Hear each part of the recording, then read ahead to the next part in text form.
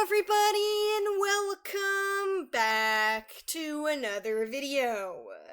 I have some super thrilling Wings of Fire news to share with you guys today, and I'm delighted to bring it to the table. From a promising TV show update to our first looks at some never-before-seen cover art for the first two WAF books, there's something here for everyone. But before we begin, a huge shout out to my patrons. Dragonet, Thistle, Noobto, Pyronuke, Avril, Pancake, Escarada, Adequin, Alex Cleaver, Shadow Hunter, Atlas Stargazer, That One Sea-Wing, and Moonclaw. Thank you all so much for supporting me. Links to their social medias are in the description down below. Anyways, without further ado, let's get into the video. In Friday's video, I discussed the Wings of Fire TV show that's currently being developed at Prime Video. Literally, as I was in the middle of uploading it, we got some news on the series. To start things off, the showrunner confirmed that he's currently doing a reread of the WAF novels, and actually got into the books before he was even officially attached to the show. We're going to be getting some great accuracy, because it's evident how much 𝙈𝙤𝙁𝙊𝙍 cares about Wings of Fire. Additionally, he was recently asked on Tumblr who his favorite dragon has been to write about on the show, and Aaron said that it's definitely been Scarlet. I can't wait to see how she's handled here. My excitement keeps growing. There was also a super interesting development the other day as well. In the past, when you tried searching up Wings of Fire on Prime Video, you'd simply be redirected to other dragon projects on the streaming platform. However, that has since changed. WAF has been acknowledged by Amazon, because you now get the following message. Wings of Fire isn't available on Prime Video. Try these suggestions instead. Does that mean a page for the show has been created, but is just locked and hidden away to us? I sure think so. And of course, whenever we learn more, since the series is in very active production, you'll hear it from me. I'm so excited to keep covering this project. In other very awesome news, we just got our first ever looks at some never-before-seen concept art from the first two WAF novels. Australian Kmart is currently selling these special editions of the Dragonet Prophecy and the Lost Heir a month early. Fans down under can head to their local store to get these ones before they release anywhere else. It also confirms that you don't need to buy the entire Arc 1 bundle to get the special editions. However, that still appears to be the only way to get the exclusive poster inbox. But some Australian fans have been posting what's inside these collector's edition versions for everyone to see. If you want to be fully surprised by the art when you buy these books yourself in October, now's your warning. Navigate the timestamps below to find yourself in a part of the video without any discussions or photos on what the special editions contain.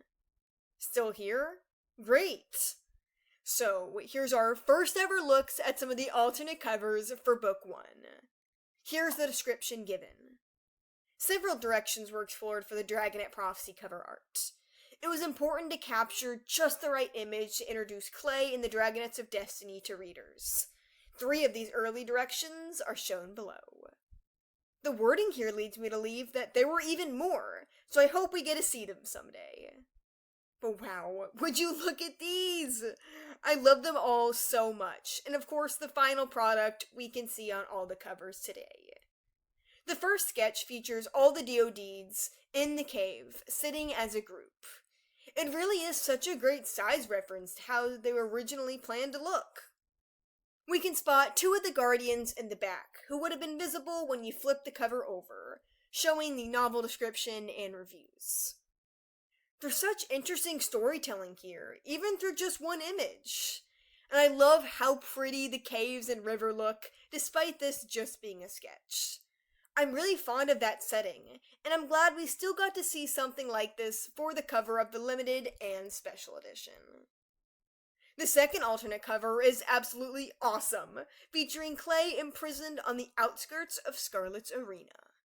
We get a huge overview of the stands and other holding platforms.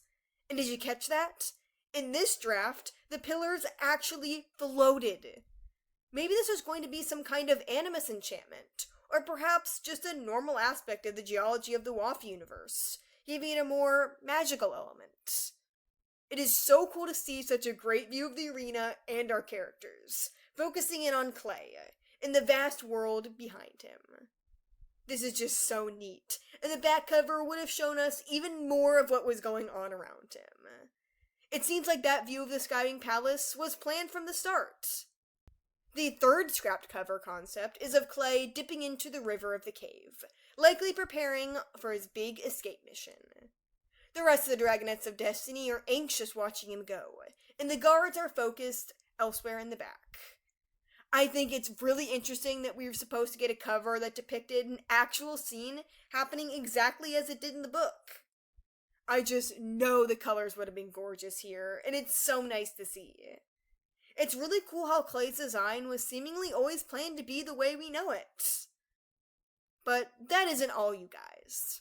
We also have a never-before-seen character sketch of Tsunami from way back in the day. This one is featured in the second book edition. We can see a slightly different version of Tsunami swimming how she is in her cover. This looks like it'd be a really nice coloring page, and it's fascinating to see how this ended up differing from the final result we know. As the little blurb says, the Lost Heirs cover remained relatively unchanged during the creative process. However, it was Tsunami's expression that needed to change, giving her the more fierce look we're familiar with. I totally agree, but I do like this. Wow, those were certainly some very interesting sketches to see. I think they give a lot of insight into the creative process behind the Wings of Fire books. I'm absolutely pumped to explore what else lies in the special editions, which we'll be finding out soon. But that's pretty much it for this video. Which unused cover design was your favorite? Let me know down below. Thank you all so much for watching, and I'll see you in the next video. Bye.